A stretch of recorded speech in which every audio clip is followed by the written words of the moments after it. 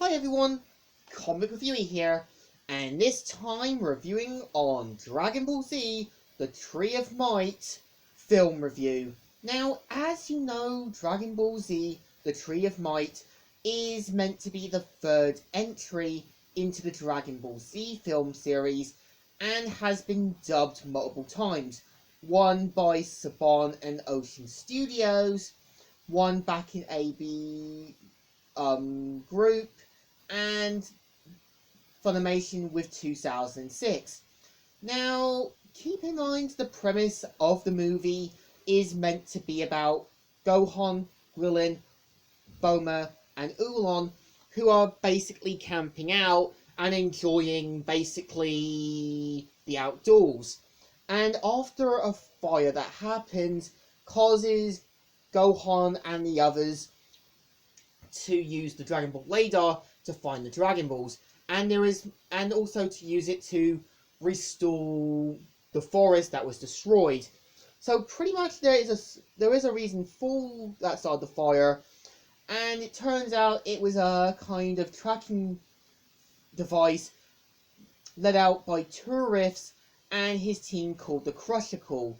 Now, Turles is basically meant to be similar to Goku, and in the dub it basically states that Saiyans are lower class Saiyans look the same, but Jump magazine clarified that Turles is the older brother of Goku, and this does seem a bit poorly handled because you could easily have had Turles as Goku's uncle to try and, find any remaining Saiyans, and his Crucicle are pretty much the standard villains, like Amond being a kind of Sarbon lookalike, Gakuro being a kind of alien robot, Dures being the kind of handsome elite guy, and Raisin and Alcee being similar to Goro.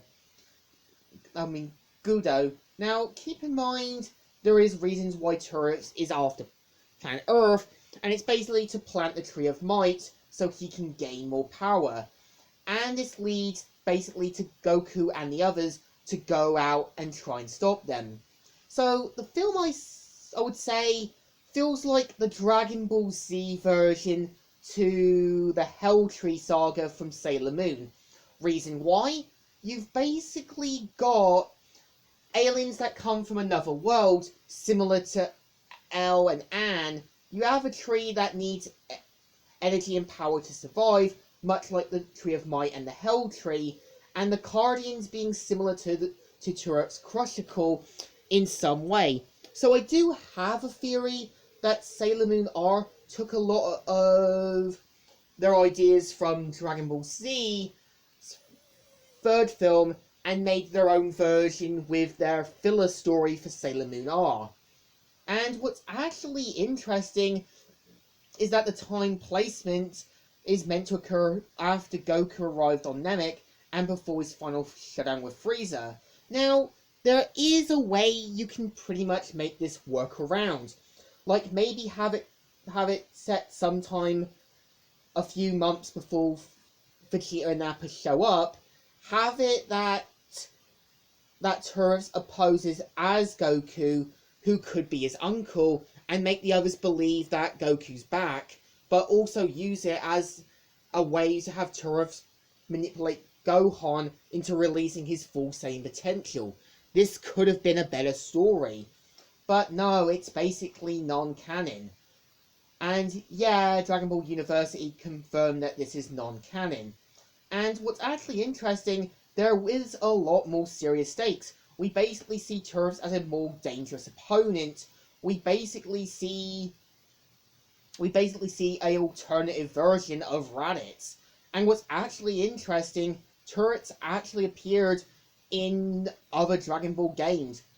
Some of the games for the PS2, and one that I do know is Dragon Ball Z Raging Blast 2. And what's actually interesting, in one of the PS2 games, Turrets can actually turn into his Great Ape form. So I think as well is that, yeah, Dragon Ball Z is obviously the original creators of the Hell Tree saga.